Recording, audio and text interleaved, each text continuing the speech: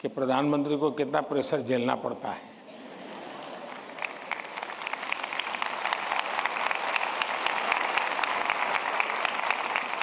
वरना आपको तो लगता होगा हवाई जहाज है, हेलीकॉप्टर है, उनको क्या है, यहां से यहां जाना है, यही करना है।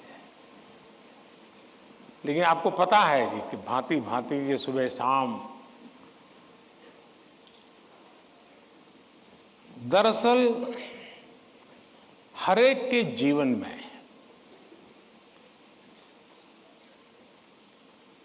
अपनी स्थिति से अतिरिक्त ऐसी बहुत सी चीजें होती हैं जिसको उसे मैनेज करना पड़ता है।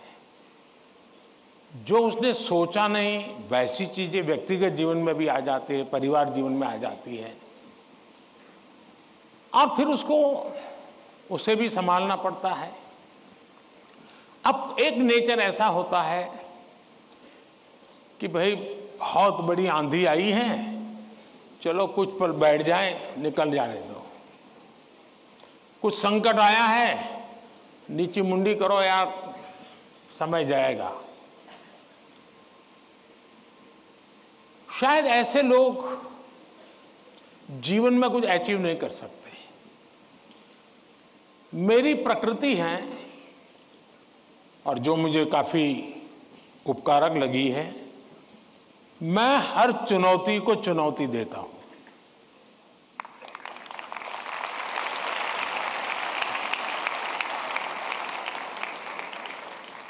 चुनौती जाएगी, स्थितियां सुधर जाएगी, इसकी प्रतीक्षा करते हुए मैं सोया नहीं रहता, और उसके कारण मुझे नया नया सीखने को मिलता है।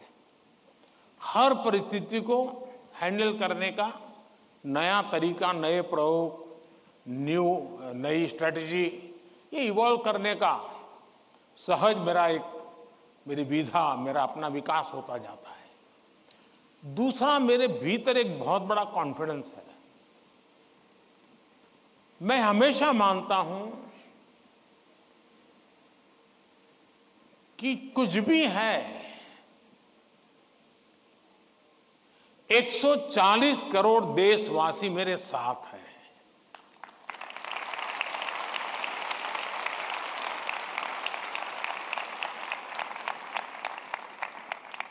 अगर 100 मिलियन चुनौतियां हैं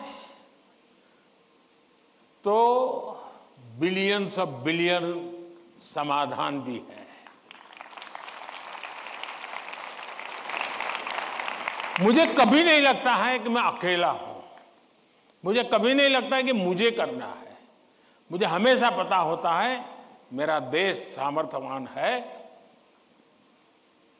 मेरे देश के लोग सामर्थ्यवान है, मेरे देश के लोगों का मस्तिष्क सामर्थ्यवान है। हम हर चुनौती को पार कर जाएंगे। ये मूलभूत मेरे भीतर मेरा सोचने का पिंड है, और इसके कारण मुझे कभी नहीं लगता यार मुझ पर आया क्या करूंगा। मुझे लगता है नहीं, 140 करोड़ लोग हैं, संभल जाएंगे, ठीक है, आगे मुझे रहना पड़ेगा, और गलत हुआ तो गाली मुझे खानी पड़ेगी। लेकिन मेरे देश का सामर्थ्य, और इसलिए मैं अपनी शक्ति देश के सामर्थ्य को बढ़ाने में लगा रहा हूं। और जितना ज्यादा मैं मेरे देशवासियों का सामर्थ्य बढ़ाता जाऊंगा, चुनौतियों को चुनौती देने की ताकत हमारी और बढ़ती जाएगी।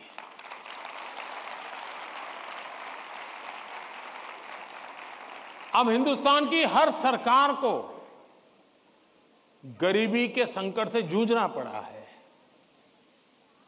हमारे देश में संकट है ही है, लेकिन मैं डर करके बैठ नहीं गया। मैंने उसका रास्ता खोजा, और मैंने सोचा कि सरकार होती कौन है जो गरीबी हटाएगी। गरीबी तो तब हटेगी जब मेरा हर गरीब तय करेगा कि अब मुझे गरीबी को परास्त करना है।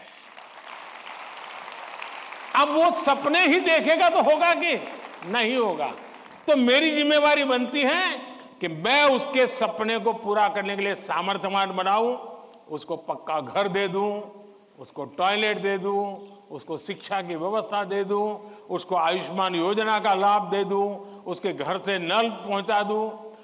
अगर मैं ये चीजों से जो उसको रोजमर्रा की जिंदगी से उसको जूझना पड़ता है, अगर मैं उससे उसको मुक्ति दिला देता हूं, उसको एम्पावर करता जाता हूं, तो वो भी मानेगा अब गरीबी गई, अब मैं उसको मारूंगा।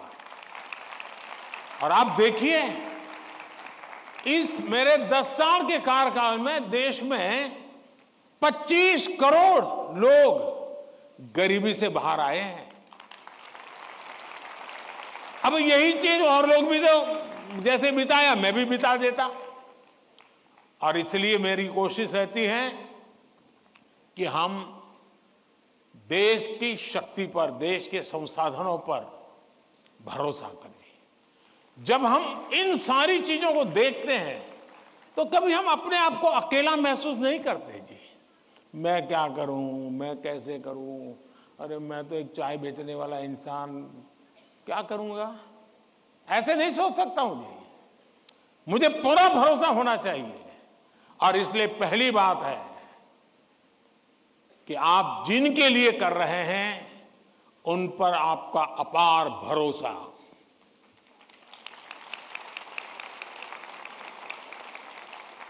दूसरा, आपके पास निरक्षीर का विवेक चाहिए।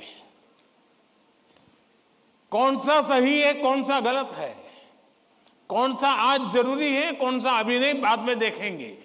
आप प्रायोरिटी तय करने का सामर्थ्य चाहिए। वो अनुभव से आता है, हर चीज को एनालाइज करने से आता है। मैं दूसरा प्रयास ये करता हूं। तीसरा, मैं गलती भी हो जाए तो ये मान के चलता हूं कि ये मेरे लिए लेसन है। मैं इसको निराशा का कारण नहीं मानता हूं। अब आप देखिए, कोविड का संकट कितना भयंकर था। मामूली चुनौती थी क्या? पूरी दुनिया फंसी पड़ी थी। अब मेरे लिए भी था कि क्या करो भाई, मैं कह दूं, अब क्या करे, तो भाई वैश्विक बीमारी है, दुनिया भर में ऐसा ही है, सब अपना अपना संभाल लो। मैंने ऐसा नहीं किया।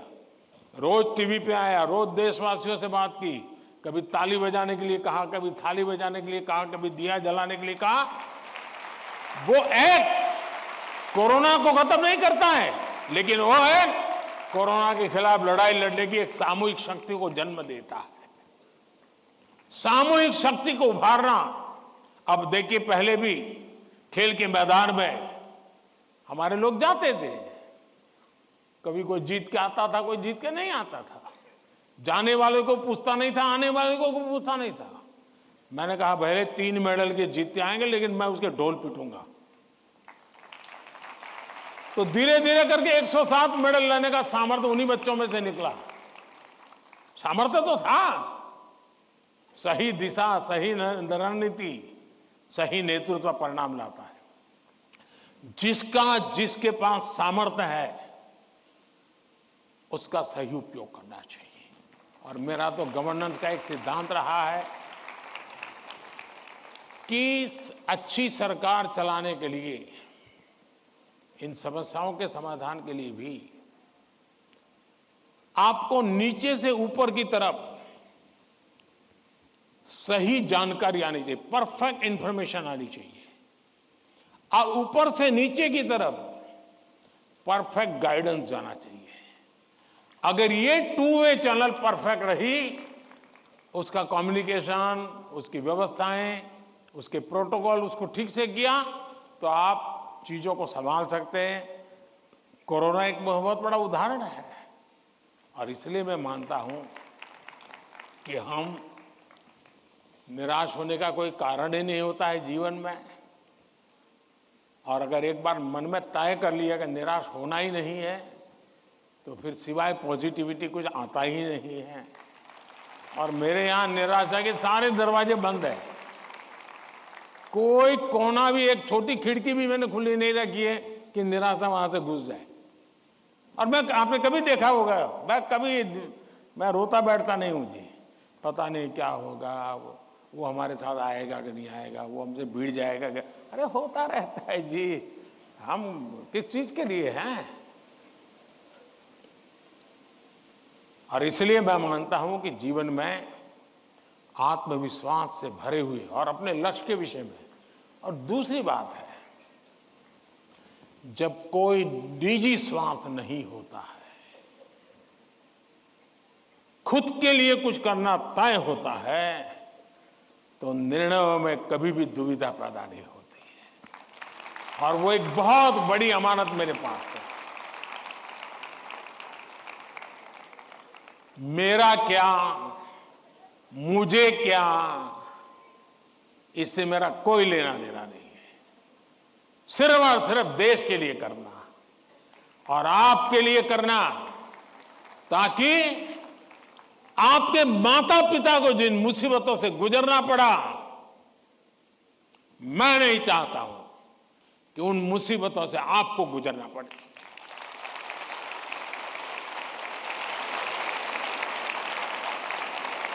हमें ऐसा देश बना करके देना है दोस्तों, ताकि आपके भावी पीढ़ी को भी, आपके संतानों को भी लगे कि हम ऐसे देश के अंदर और पूरी तरह खिल सकते हैं, अपना सामर्थ्य दिखा सकते हैं। और ये हमारा सामूहिक संकल्प होना चाहिए, ये हमारा सामूहिक रिजॉल्व होना चाहिए। और परिणाम मिलता है।